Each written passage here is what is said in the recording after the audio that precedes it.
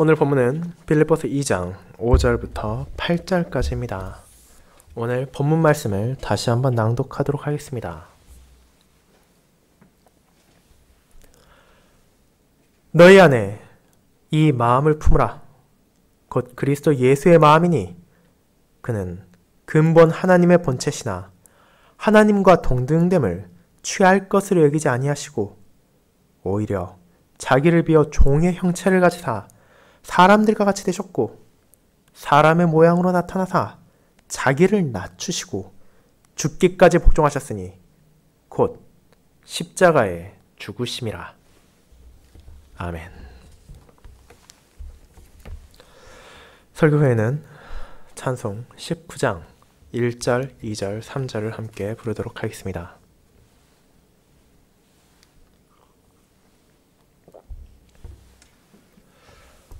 사랑하는 주 예수 그리스도 안에는 형제 자매님들, 우리는 고난에 대해 생각하는 것을 딱히 달가워하지 않습니다. 실제로 여러분은 얼마나 자주 이전에 겪었던 과거의 힘든 시절을 떠올리십니까? 아마도 그다지 많지 않을 것입니다. 분명 저와 여러분의 삶에는 헤아릴 수 없을 정도로 많은 크고 작은 어려움과 힘든 시기들이 있었지만 그 모든 것을 껴안고 살아가는 사람은 없을 뿐더러 꼭 필요한 상황이 아니라면 굳이 그것을 떠올리려고 하지도 않을 것입니다. 그리고 자신의 고난이 그러할진데 다른 사람이 겪은 어려움이라면 어떻겠습니까? 누군가가 여러분 옆에 앉아서 그가 겪은 비참함과 배신감, 수치와 수모를 하나하나 자세하게 풀어 설명한다면 우리는 어떤 기분이 듭니까? 많은 경우 우리는 그것을 달가워하지만은 않을 것입니다. 그 사람이 힘들었다는 것 자체는 공감할 수 있을지 모르지만 누구도 그가 겪은 경험 모든 것을 마치 자신의 것처럼 듣고자 하지는 않을 것입니다. 왜냐하면 그것은 우리에게 감정적 소모를 불러오기도 하며 때로는 우리에게 상처를 주기까지 하기 때문입니다. 하지만 그와 같이 고난에 대해 떠올리고 그것을 듣는 것이 어렵고 불편함을 가져온다 하더라도 우리는 그것을 의도적으로 기억하며 잊지 않도록 하는 경우가 있다는 것을 알고 있습니다. 그 중에 하나는 바로 누군가가 우리를 위해 고난을 피하지 않고 감당함으로 우리가 그 은혜의 수혜자가 되었을 때입니다. 대한민국 국민들은 일제강점기 시절 나라의 독립을 위해 몸과 마음을 바쳐 순환을 겪고 목숨까지도 내어던진 독립운동가들을 3.1절을 비롯한 특정한 날을 기립니다. 그것을 통해 위험을 피하고 편안히 살 수 있었던 사람들이 나라와 자신의 후손들을 위해 선택한 어려움을 잊지 않으려 하며 그것들을 후손들에게까지도 전함으로 그에 대해 감사함을 표합니다. 또한 그렇게 멀리까지 가지 않는다 하더라도 가정 안에서 우리는 부모님들이 겪은 어려움을 잊지 않으려 합니다.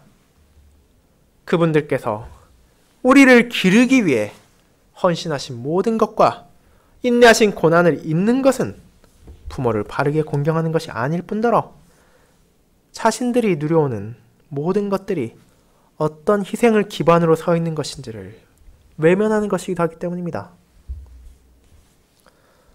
그와 같이 우리를 위해 고난을 겪고 어려움을 감당한 사람들에 대해 우리는 감사를 표하며 그들의 순환을 기억하려 합니다. 그리고 오늘 고난주일을 맞은 우리는 모든 신자들이 결코 잊어서는 안 되는 한 분의 고난을 다시 한번 나눌 것입니다. 그분은 바로 우리의 주이신 예수 그리스도이시며 참 하나님이신 분이시며 참 사람이 되신 분이십니다.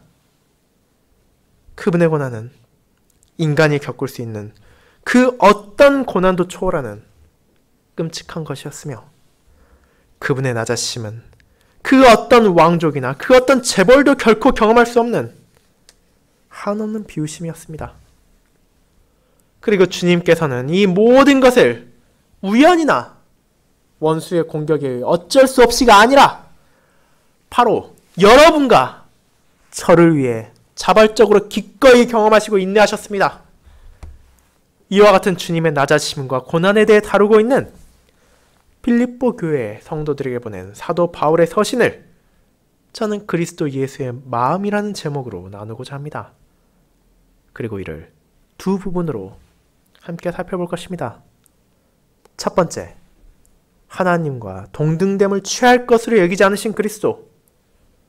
두 번째, 자기를 비워 종의 형체를 가지신 그리스도가 바로 그것입니다. 먼저 첫 번째, 하나님과 동등됨을 취할 것으로 여기지 않으신 그리스도에 대해 알아보겠습니다. 형제자매 여러분, 사도 바울이 빌립보로 보낸 서신은 그들을 향한 격려와 함께 그들이 알아야만 하는 하나님의 진리가 담겨 있었습니다.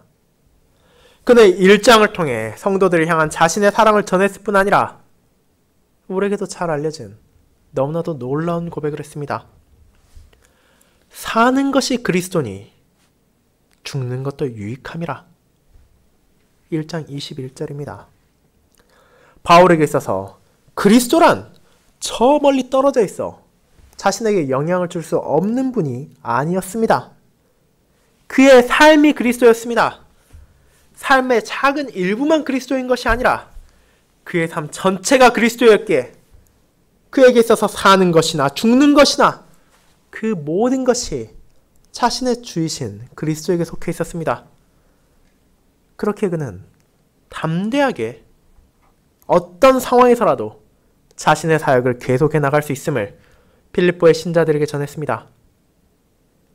죄의 결과로 인해 찾아온 죽음은 더 이상 그에게 두려움의 대상이 될 수 없었습니다. 그는 그리스도 안에서 자신과 신자의 죽음까지도 이제 그분과 함께하는 영광으로 향하는 문이며 영원히 주님을 찬양하는 기쁨으로 나아가는 것이 되었음을 깨달았기에 이 진리를 성도들에게 전함과 동시에 박해 가운데서도 기쁘게 자신의 사역을 다할 수 있는 동기가 그것임을 밝혔습니다. 그와 같이 그리스도 안에서 그리스도를 위하여 그는 살아갔습니다.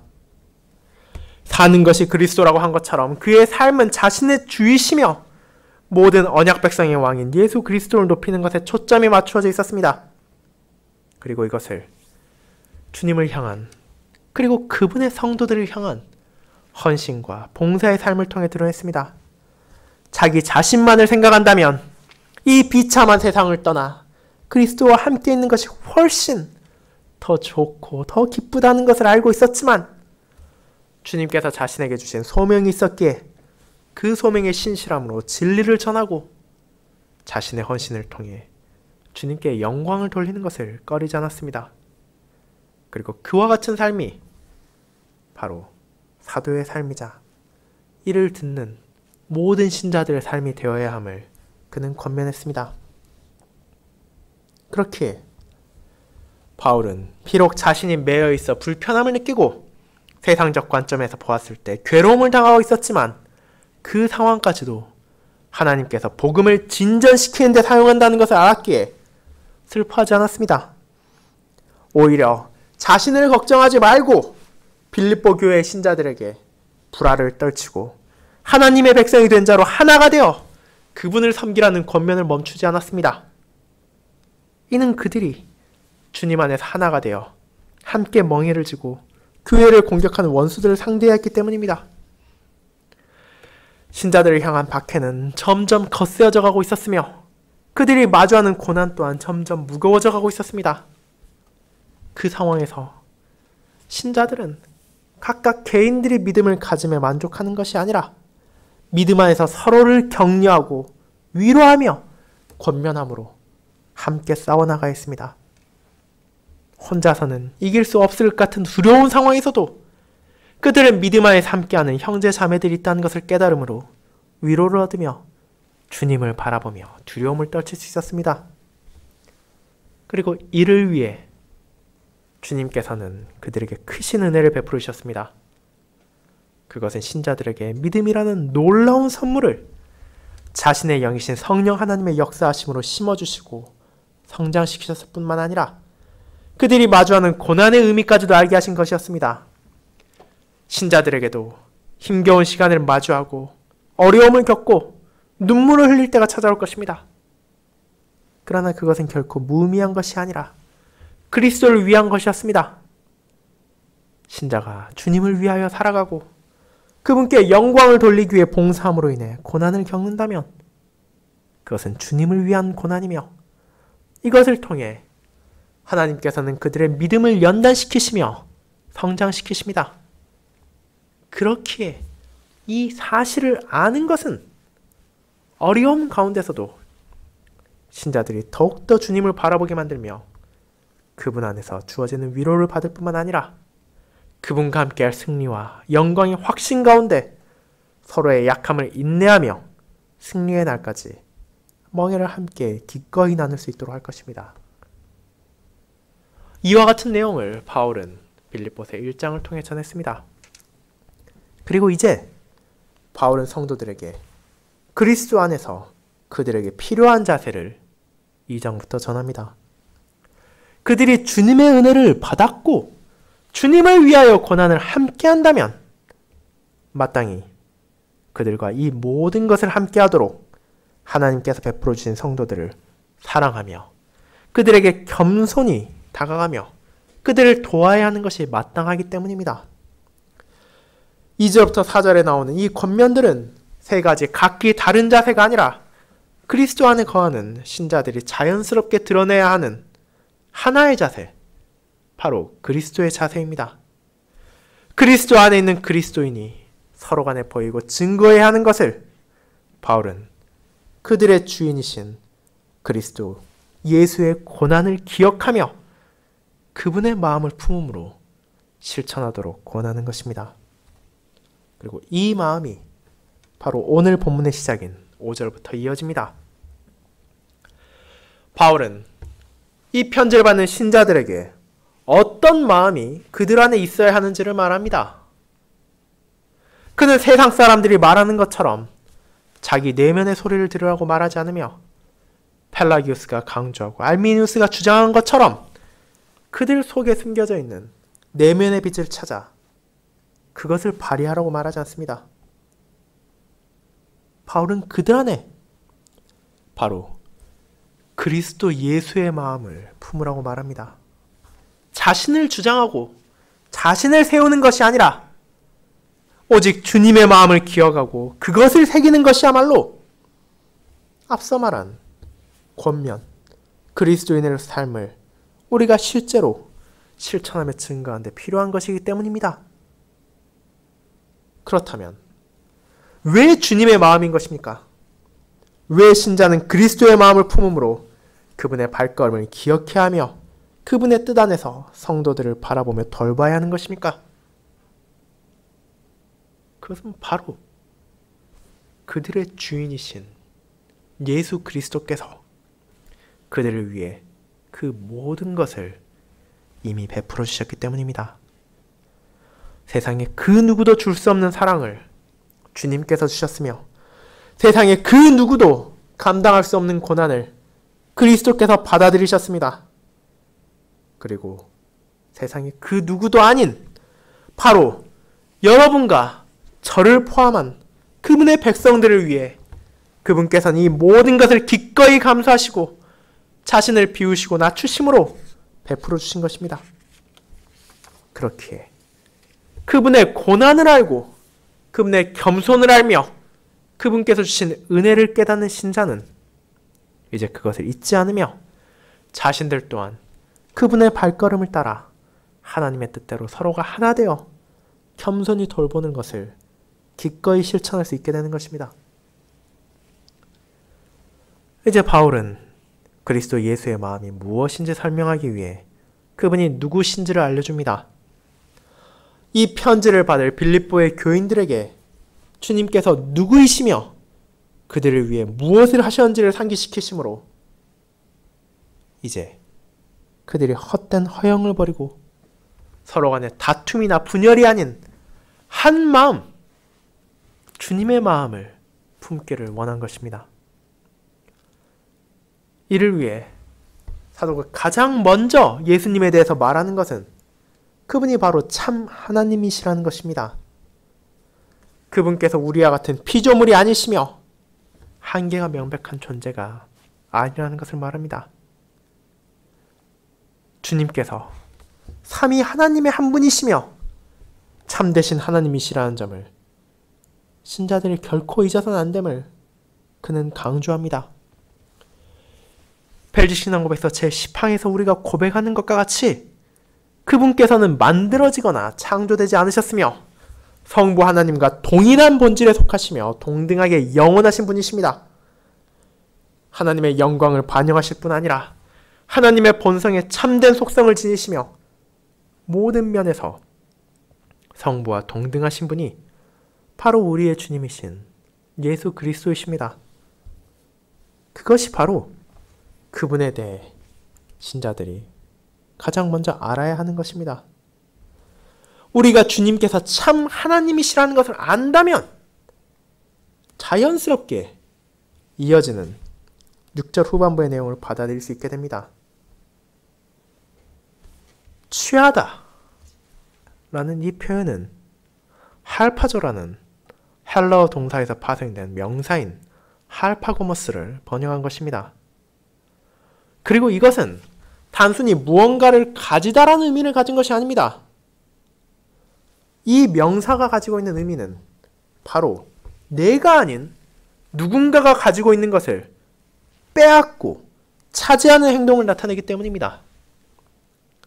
즉 바울은 다음과 같이 선언하는 것입니다. 모든 신자들의 주이신 예수 그리스도께서는 하나님과 동등됨을 약탈해서 가질 것이라고 생각하지 않으셨다고 말입니다. 많은 사람들은 영광을 추구하며 권력을 가지고자 합니다. 그것은 오늘날이나 초대교회 시절이나 마찬가지였습니다. 덜 가진 사람은 더 가진 사람을 시기하고 그들이 가진 것을 빼앗으려 하고 부유한 사람은 더 부유한 사람의 소유를 약탈하려 합니다. 가난한 나라는 부유한 나라의 재물을 차지하고 싶어하며 강성한 나라는 약한 나라를 점령해 더 크고 더 강해지려고 합니다. 이것이 바로 죄와 비참으로 가득한 세상에서 우리들이 너무나 쉽게 보고 경험하는 것입니다. 하지만 주님께서는 하나님과 동등됨을 약탈할 것, 빼앗을 것으로 보지 않으셨습니다. 성자 하나님께서는 참 하나님으로서 하나님과 동등한 분이십니다. 그리고 하나님과 동등한 양식과 형태는 그분에게서 취해야 할 것이 아니었습니다. 왜냐하면 그것은 이미 그분의 것이었기 때문입니다. 수단과 방식을 동원하여 빼앗아 자신의 것으로 하는 것이 아니라 이미 그분께 속해 있고 그분이 가지신 것이기에 그분께서는 이를 취할 것, 빼앗을 것으로 여기지 않으셨습니다. 그러나 그것으로 끝이 아닙니다. 우리는 우리가 이미 가지고 있는 것이라 하더라도 손에서 쉽게 떼어놓을 수 없습니다. 자신이 이미 취한 부나 권력, 명예를 가볍게 생각하는 사람은 드뭅니다. 또한 그것이 이미 처음부터 자신의 것이었다면 더더욱 그것을 포기하려 하지 않을 것입니다. 하지만 주님께서는 이를 어떻게 바라보셨습니까? 세상의 그 누구도 감히 바라지도 못하는 하나님으로서의 형상을 필사적으로 붙잡고 있어야 하는 약탈된 것으로 여기지 않으셨습니다. 그리스도께서는 오로지 하나님으로서 하나님과 동등한 양식으로 존재할 수 있었으며 나타내실 수도 있으셨습니다. 그것이 주님께 속해 있었기 때문입니다. 그러나 참 하나님이신 예수 그리스도께서는 그것을 취할 것으로 여기지 않으셨습니다.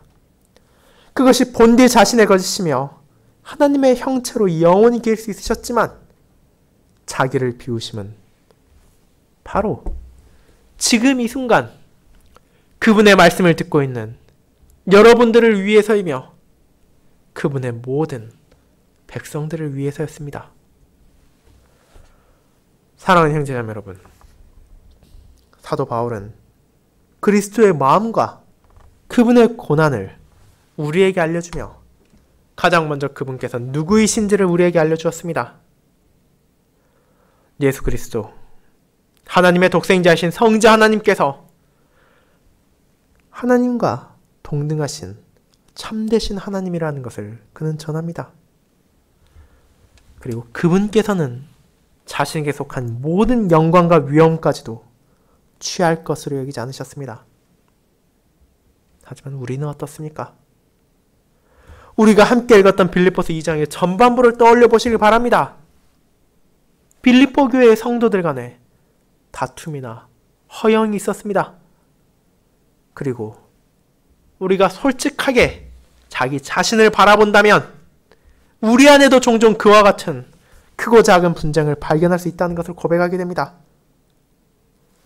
그와 같은 분쟁의 원인이 어디에 있습니까? 그것은 바로 자신의 것을 포기하고 싶지 않은 욕심, 남의 것을 빼앗고 싶은 질시, 그리고 자기 자신을 높이고 싶어하는 허영심에 있습니다. 우리는 성도 간에도 때로는 그들보다 자신을 낮게 여기고 싶어 하기까지 합니다. 그 결과 우리는 세상에서만이 아니라 교회 안에서도 하나님의 자녀들끼리 서로를 상처 입히고 눈물을 흘리게 할 뿐 아니라 상호간에 걸림돌이 되는 비극이 일어나기도 한다는 것을 바라볼 수 있습니다. 그처럼 완악한 저희를, 그처럼 연약한 빌립보 교인들을, 그처럼 어리석은 모든 주님의 양떼들을 향해 하나님께서는 사도를 통해 그리스도 예수를 바라보게 하십니다. 주님께서는 세상의 모든 사람들이 군침을 흘리며 취하고 싶어하며 그 누구도 놓고 싶어하지 않을 영광과 명예, 위엄보다도 비교할 수도 없는 하나님과 동등됨을 취할 것으로 여기지 않으셨습니다. 그런 그리스도의 마음을 기억하며 그 마음을 우리 안에 품는다는 것은 어떤 의미를 가지고 있겠습니까? 바로 이를 들은 신자들은 자신들의 욕심과 허영이 얼마나 어리석고 악한 것인지를 깨달아야 합니다. 세상에서 우리가 취할 수 있는 것은 아무리 귀한 것이라더라도, 아무리 소중한 것이라더라도, 아무리 값어치 있고 모두가 선망하는 것이라더라도 결국 쇠하고 사라질 것입니다. 그런 땅의 물질과 땅의 명예에 지쳐가고 그것을 빼앗고 지키기 위해 필사적으로 여긴다면 그 안에 그리스도의 마음이 있다고 말할 수 있겠습니까? 그렇지 않습니다. 성도는 주님께서 비참한 죄인인 우리를 위해 기꺼이 하나님과 동등됨을 취할 것을 여기지 않으셨음을 기억하며 허영을 버리고 교만을 버리며 하나님을 사랑하고 그 사랑 안에서 하나가 되어 서로를 사랑하고 돌봐야 할 것입니다. 그리고 이와 같은 진리가 이어지는 본문을 통해 더욱 확증됨을 깨닫게 될 것입니다. 두 번째, 자기를 비워 종의 형체를 가지신 그리스도에 대해 알아보겠습니다. 성도 여러분,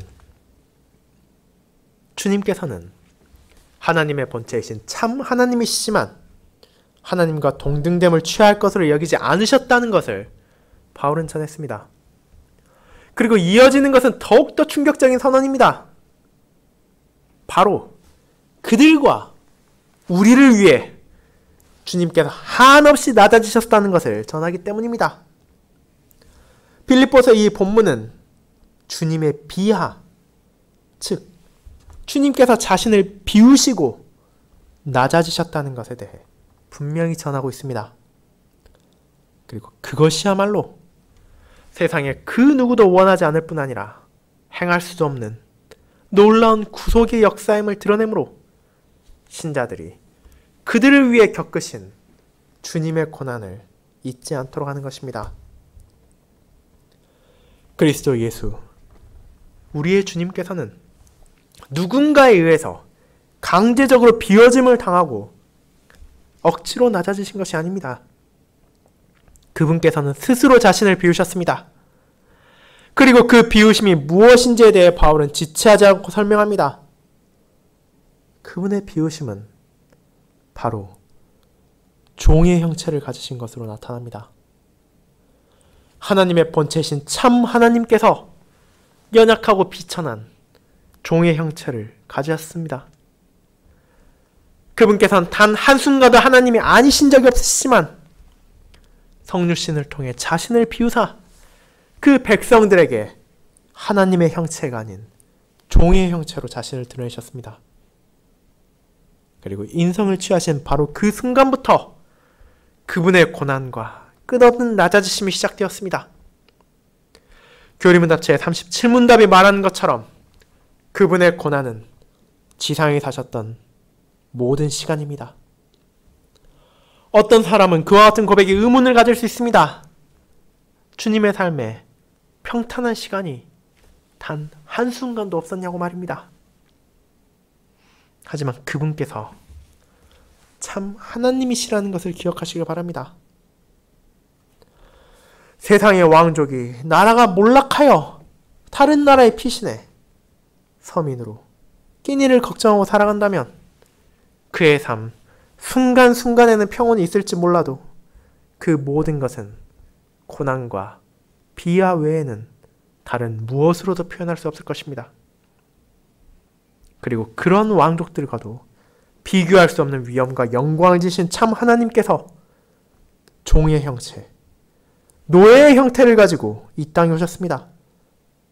그 자체만으로도 주님께서는 세상에 어떤 사람도 보일 수 없는 자기 비하를 통해 스스로를 낮추시고 비우신 것입니다. 그렇게 종의 형체, 사람의 모양을 기꺼이 가지심으로 그분께서는 아담과 하와의 모든 후손들과 같이 이 땅에 오셨습니다. 그분께서는 성령 하나님의 역사하심을 통해 죄 없이 오셨음을 제외하고는 모든 면에서 그분의 형제들과 같으셨습니다. 하지만 그것이 주님의 낮아지심의 끝이었습니까? 주님의 낮아지심은 그것으로 끝이 아니었습니다. 바울은 어째서 주님께서 단순히 사람의 형체로 왔다고 표현하지 않고 종, 혹은 더 질석적으로 말하자면 노예의 형체를 가지셨다고 표현합니까? 그것은 바로 그리스도께서 본래 가지고 있던 높음과 비견되는 낮음을 나타내는 것이며 동시에 그분께서 어떤 뜻을 가지고 이 땅에 오셨는지를 보여주는 것이기도 합니다. 종이의 본분을 떠올려 보십시오. 그것은 바로 주인을 섬기는 것입니다. 주인을 위하여 자신의 모든 것을 내려놓고 그를 위해 어떤 것이든지 하는 것입니다. 그리고 참 사람으로 이 땅에 오신 주님께서는 여전히 권세를 바라고 높임받기를 원하는 자신의 제자들에게 다음과 같이 말씀하셨습니다. 인자가 온 것은 섬김을 받으려 함이 아니라 도리어 섬기려 하고 자기의 목숨을 많은 사람의 대속물로 주려 함이니라. 마태복음 20장 28절 말씀입니다. 이를 통해 주인이신 주님께서 오히려 자신에게 속한 백성들을 섬기기 위해 오셨으며 목자이신 그분께서 자신의 양떼들을 위해 목숨을 내어놓을 것임을 알리셨습니다. 이와 같이 끝없는 낮아지심을 왕이나 군주와 같이 섬김을 받는 존재가 아닌 종의 형체를 취하심으로 분명하게 전하셨습니다. 주님께서 이처럼 낮아지셨음에도 그것조차도 끝이 아니었음을 하나님께서는 사도를 통해 전하십니다. 그분께서는 그처럼 자신을 비우시고 하나님의 형체가 아닌 종의 형체를 취하심으로 한없이 낮아지셨음에도 불구하고 거기서 멈추지 않으셨습니다. 그것이 바로 8절에 드러납니다.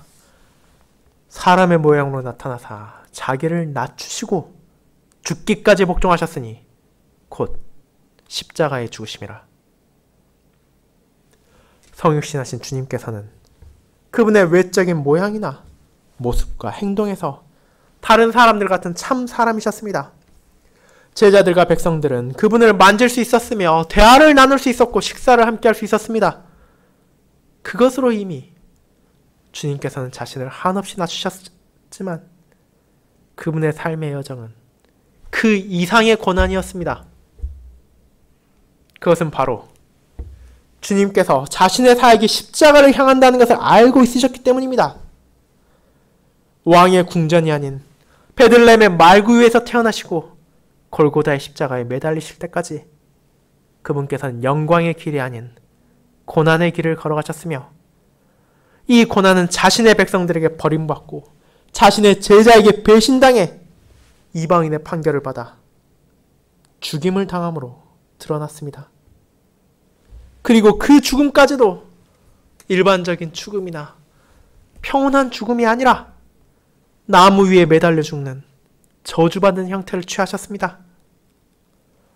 가장 낮은 곳에서 태어나신 주님께서 가장 비천한 방식으로 죽음을 맞이하심으로 고난의 절정에 이르렀습니다. 참 하나님이신 분께서 하나님과 동등됨을 취할 것을 여기지 아니하시고 종의 형체를 가지심으로 자신을 비우셨을 뿐만 아니라 마침내 범죄자의 방식으로 죽음을 당하시고 하나님의 저주를 공공연하게 받으셨습니다. 그 십자가에서 그분께서는 하나님의 진노를 감당하심으로 죄에 대한 하나님의 공의의 심판을 받으신 것입니다.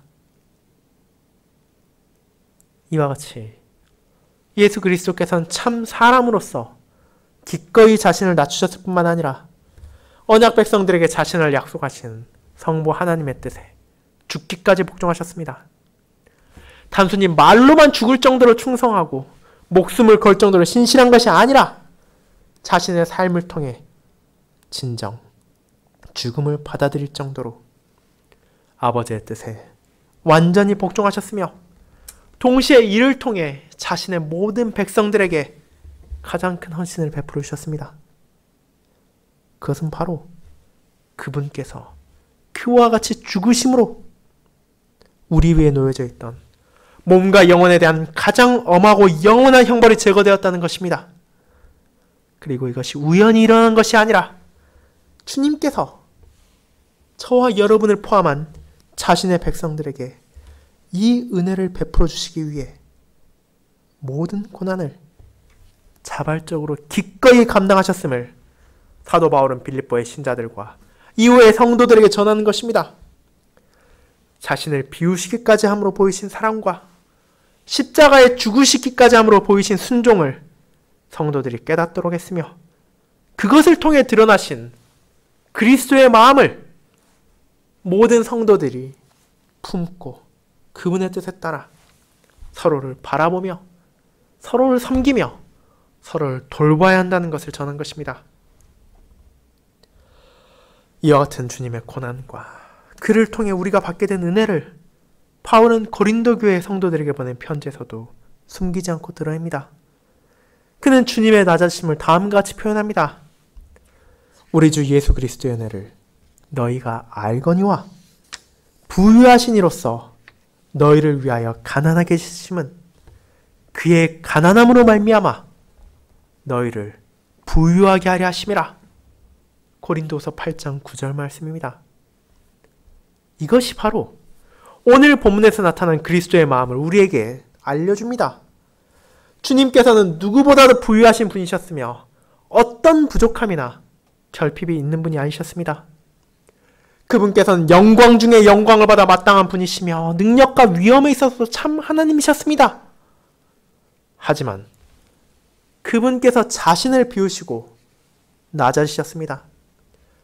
자신이 가난하게 됨으로써 우리를 부유하게 하셨으며 자신이 수모를 당함으로 우리가 영광을 얻게 하셨고 자신이 저주를 받으심으로 우리 위에 놓여있던 저주를 제거하셨습니다. 그리고 마침내 그분께서 십자가에서 죽으심으로 이제 우리를 죽음의 공포와 두려움에서 해방시켜 주셨습니다. 그 모든 것을 놀라운 사랑과 은혜로 베푸셨습니다. 죄인님 자신의 백성들을 섬기기 위해 이 땅에 오신 그리스도께서 아버지의 뜻에 순종함으로 친정 어리석은 양떼들에게 필요한 모든 것을 내어주시고 약속해 주신 것입니다. 사랑하는 성도 여러분, 이와 같은 그리스도의 마음을 우리 안에 품기 위해서 우리는 그분의 마음을 알아야 합니다. 그리고 그분의 마음은 크신 사랑 속에서 고난을 향해 기꺼이 나아가심으로 분명하게 드러났습니다. 누구보다 풍성하신 분께서 종의 형태로 이 땅에 오셨고 누구보다도 비참하게 죽음을 당하셨습니다. 그 모든 과정이 고난이었으며 그 모든 과정이 사랑이었습니다. 그 고난과 사랑을 저와 여러분은 결코 잊어서 안 됩니다. 왜냐하면 우리가 이 은혜의 수혜자이기 때문입니다. 그분의 사역 중 단 하나라도 부족했다면, 그분께서 자신에게 찾아올 고통을 조금이라도 외면했다면, 그분께서 조금이라도 편안한 길을 나아가고자 하셨다면 우리는 여전히 죄와 비참에서 허덕이며 우리에게 임할 하나님의 저주에 대해 두려워 떨고 있을 것입니다. 하지만 주님께서 우리를 건지셨습니다. 그리고 그분께서는 은혜로 그분의 마음을, 그분의 고난을, 그분의 사랑을 우리에게 기억하게 하시며 우리가 깨닫도록 하셨습니다. 처참하고 끔찍한 십자가의 죽음이 그분의 백성들에게 무엇을 의미하는지를 알려주셨으며 그와 같은 죽음까지도 거부하지 않으신 주님의 사랑과 주님의 순종을 이제 기억하게 하시는 것입니다. 이제 그와 같은 주님의 마음이 모든 신자들에게 새겨져야 합니다. 우리는 그분의 한없는 사랑을 받은 자로서 이제 주님 안에서 함께 형제 자매가 된 성도들과 그 사랑을 나눠야 할 소명을 받았습니다. 우리는 그분의 한없이 낮아지심을 은혜로 받은 자로서 교만과 허영을 버리고 헛된 다툼과 분쟁이 아닌 하나가 되어야 할 것을 가르침받았습니다. 이 아름다운 소명과 이 놀라운 은혜를 기억하시고 그리스도의 마음을 여러분의 마음에 품으시길 바랍니다. 특별히 오늘날과 같이 사회가 혼란에 빠지고 모두가 힘든 시기에 자신만을 생각하며 자신만을 우선시하는 것이 아니라 여러분의 형제와 자매들에게 사랑을 전하며 그들과 한 마음을 품고 그들의 아픔에는 위로를 전하고 그들의 슬픔에는 동정을 느끼며 그들의 짊어진 멍에를 함께 메고 나아가시길 바랍니다. 우리의 마음으로는 결코 할 수 없는 그와 같은 자기를 낮추는 자세와 한없는 사랑을 은혜로 그리스도의 마음을 품은 자들은 할 수 있습니다. 그리고 주님께서는 자신의 영이신 성령 하나님을 통해 죄악으로 가득했던 우리의 마음을 새롭게 하시고 거듭나게 하심으로 이제 우리의 마음이 이 땅의 것을 추구하고 이 세상의 것에 욕심을 내고 그것을 취하기 위해 노력하는 것이 아니라 주님의 마음을 품고 그분을 바라보며 그분의 사랑을 함께 나눌 수 있도록 크신 은혜를 베풀어 주셨습니다. 그렇기에 이 한 주 우리들 각자가 마주한 어려움 속에서도 이 사랑을 기억하시기 바랍니다. 그리고 주님께서 베풀으신 은혜 안에서 그분의 마음을 품고 이 마음 안에서 하나가 됨으로 서로에게 사랑을 나누시며 서로를 돌보시길 바랍니다. 아멘.